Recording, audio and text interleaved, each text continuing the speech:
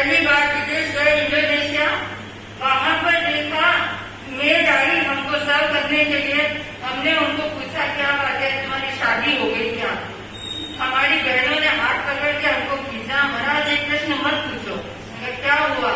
वो बोले यहाँ पे तो शादी होती नहीं है, पूरे देश में शादी नहीं होती। तो उन्होंने कहा यहाँ शादी का कॉन्सेप्ट ही नहीं है, लड़कियां काम करती है, लड़के घर पे रहते हैं, और जिस लड़की जो काम कर रही है उसी का जिससे संबंध हो गया उसके साथ है, और अपने माँ बाप के साथ वो रहती है और घर का पोषण करती है।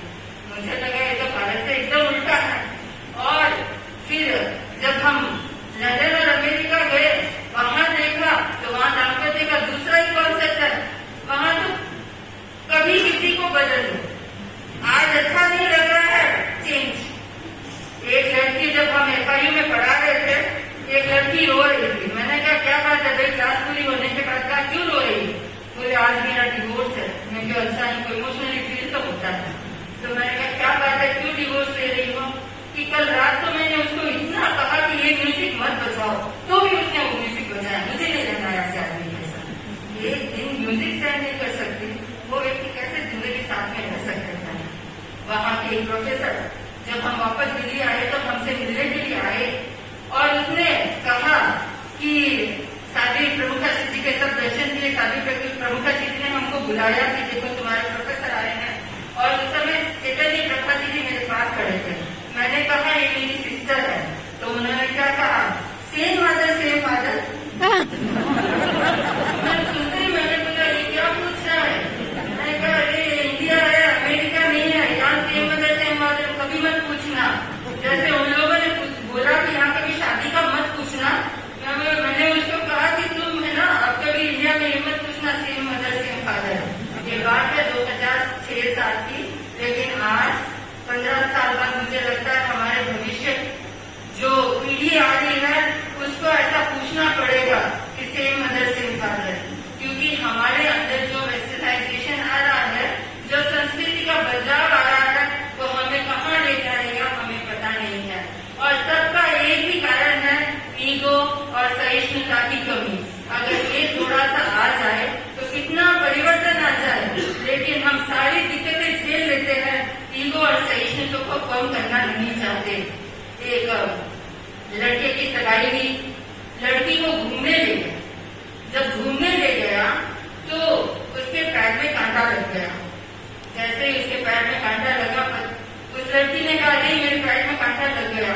उसने कहा रुको रुको, उसको बिठाया और बड़े इत्मीनान से उस कांटे को निकाला। फिर शादी हो गई, 5-10 साल हुए, फिर एक दिन घूमने गए और वही पैर में कांटा लग गया। तो उसने मुंह ऐसे बनाया कि देखी नहीं चलती है क्या, बार बार कांटा लगता है। ठीक है बैठ निकाल देता हूँ, कांटा निकाल दिया। अब शादी के 25-30 साल हो गए और उसके बाद फिर घूमने गए, फिर कांटा लगा।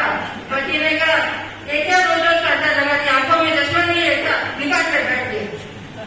ये सिचुएशन होती है क्योंकि हम धीरे धीरे हमारी सहिष्णुता कम होती है, जबकि हमारी सहिष्णुता बढ़नी चाहिए। हम जो बोल रहे हैं, हम तो पूरे बैचलर्स हैं और हमको दाम्पत्य जीवन में बोलने को कहा जा रहा है। हालांकि हमारा कोई भी एक्सपीरियंस नहीं कि घर परिवार में कैसे रहा जाता है, फिर भी चूंकि हम घर परिवार के बीच में रहते हैं, उनकी बातें सुनते हैं, उनको समाधान देने का परिश्रम भी करते हैं, तो हमको पता है कि प्रॉब्लम कहाँ से उठ रही है और प्रॉब्लम का समाधान कैसे निकल सकता है। इसीलिए मैं आज आप सबको यही कहना चाहती हूँ कि जिंदगी में और कुछ नहीं, एक सुई की तरह आप काम कीजिए। सुई क्या करती है? कई बार हम ऐसा देखते हैं कि सुई जब चलती है तो कपड़े में छेद करती है, और वो छेद हमसे सहन नहीं होता। जब हमारे जो पार्टनर होते हैं उन्होंने अगर कुछ किया तो हम तुरंत से रिएक्शन कर देते हैं कि अरे तूने ये क्यों किया, ऐसा क्यों किया। ये जानने की कोशिश नहीं करते कि उसके पीछे भाव क्या है, वो कहाँ हमारा अच्छा सोच करके ये कार्य कर रही है। जब समय पूरा हो जाता है फिर हम बोलते हैं सॉरी मैंने तुमको ऐसा कह दिया था। तो हम उस छेद को न देखे, पीछे के धागे को भी देखने की कोशिश करें, क्योंकि वो पीछे उस कपड़े को सिलाई करने वाला है। वैसे ही जो हम लोग एक दूसरे के साथ रहते हैं, दोनों का एक व्यक्ति एक भला भावी होता है और वो हम अंदर से जानते भी हैं, फिर भी एक दूसरे के साथ कभी कभी रिएक्टिव मोड में बात कर लेते हैं और इसलिए कहते हैं कि हम तुरंत बोलने की आदत पड़ गई, हमें वो 1 सेकंड में कुछ न कुछ रिएक्शन करना, कमेंट करने की आदत पड़ गई। अगर हम उसको 2 सेकंड के लिए रोक सके, 5 सेकंड के लिए रोक सके, तो शायद हम आगे क्रिएट नहीं करेंगे कि मैंने ऐसा क्यों किया। इसी तरह दाम्पत्य जीवन में एक और बात है कि परिवार, चारों तरफ का परिवार हमसे जुड़ा होता है। प्राय दंपति जो होते हैं वो सेंटर में होते हैं, इधर वृद्ध माँ बाप होते हैं तो नीचे बच्चे होते हैं और सबका केंद्र, सबका पालन पोषण का या सबकी व्यवस्था का केंद्र होता है दंपति। और अगर वही दंपति अगर इम्बैलेंस में चले जाए तो पूरे परिवार में इम्बैलेंस हो जाता है। इसीलिए दंपति को तो बहुत सोच समझ करके और हर स्टेप लेते समय हमें एक चिंतन लेकर के स्टेप लेना चाहिए, जिससे वह जीवन सबके लिए मधुर बन सके। जैसे अभी एक ड्रामा में बता रही थी, एक लड़की अगर सही सोच नहीं रख रही है तो पूरे परिवार की सोच खराब हो रही है और वही एक ही सोच सुधर जाती है तो सब ठीक हो जाता है।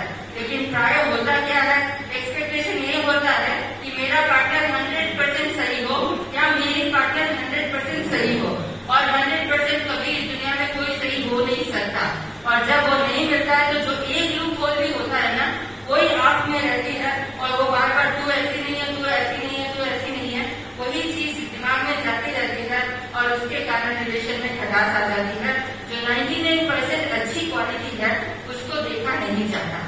इसीलिए परिवार में जब हम रहते हैं तो मारो सास रोजों को खोली, ये बोलना तो हम 50 साल बाद सीखे। पहले ये सीखे कि मारो सास रोजों को है, चाहे आपको अंदर से कैसा भी फील हो, आप मॉक टेस्ट करें लेकिन मॉक से यही बोले मेरा परिवार अच्छा है। आपको अंदर लग रहा होगा मेरे सासू जी बड़े खड़ूस हैं, मेरे सासू जी मेरे साथ अच्छा व्यवहार नहीं करते हैं, सब दिल में रखे, मुंह पे ही बोलिए मेरे सासू जी बहुत अच्छे और मेरे पति देवता है। बोलना आपको यही है, 25 साल हो, 35 साल हो, 40 साल हो, 45 साल हो, तब तक सब्र रखिए, एक दिन ऐसा आएगा जो आप बोल रहे हो वो सच हो जाएगा। इसीलिए आप सच को सोचना शुरू कर दीजिए, वो सच बन जाएगा, आपका सपना सच होगा। लेकिन जो सच है उसमें ही सपना गलत देखते हैं, सब कुछ है तो भी थे तो बेकार हो, थे तो ऐसा हो, देखा ही जानो, अच्छा हुए नहीं हुए। अगर हम यही बोलना शुरू करेंगे तो फिर धीरे धीरे सत्य में वो परिणत होगा। आप सोच लीजिए आपको क्या सोचना है, क्या सोचना है, जो चाहते हो वो सोचना है या जो नहीं चाहते वो सोचना है। परिणति प्रकृति अपने आप वैसा फल आपको दे देगी। इसीलिए पहले दिन से ही आपकी सोच सकारात्मक होनी चाहिए। समय बीतने के बाद आप सोचते रहेंगे तो फल लगने के टाइम तो चला गया, अब पेड़ के पास फल देने का टाइम नहीं है। तो समय रहते ही हम जब अपना बागान शुरू करें, उसी समय बीज को सहेज कर पूरी पॉजिटिविटी के साथ उसको सिंचित करेंगे तो फल भी आपको कल्प वृक्ष की तरह मिलेंगे, नहीं तो कीचड़ा उगेगा। तो ऐसा है कि दाम्पत्य शिविर में जब हम भाग ले रहे हैं तो साध्वी श्री जी आपको बहुत कुछ सिखाने वाले हैं, बहुत कुछ समझाने वाले हैं। तो आज मैं आप सबको यही कहना चाहती हूँ कि जो ये शांति का प्रतीक है वह शक्ति के प्रतीक, और जो शक्ति का प्रतीक है वह शांति के प्रतीक में इस तरह एक दूसरे के साथ समायोजन बिठाए कि समाज एक आदर्श समाज बनकर उभरे। आज जो डिवोर्स की प्रॉब्लम हो रही है, हर व्यक्ति यहाँ जो बैठा है, चाहे वो किसी भी फील्ड का है, उसको पता है कि आज की समाज की सबसे बड़ी उभरती प्रॉब्लम ये है। लेकिन सोल्यूशन किसके पास है? किसके पास है?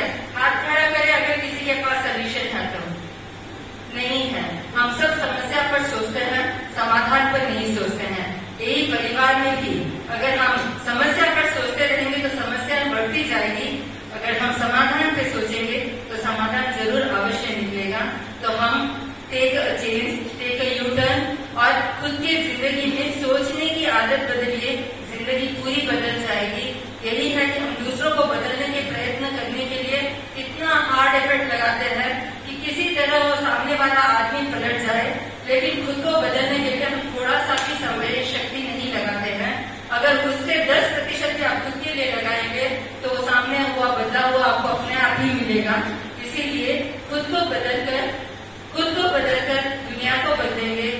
खुद को बदलकर हम अपने संसार को बदलेंगे, इसी संकल्प को लेकर आज इस दाम्पत्य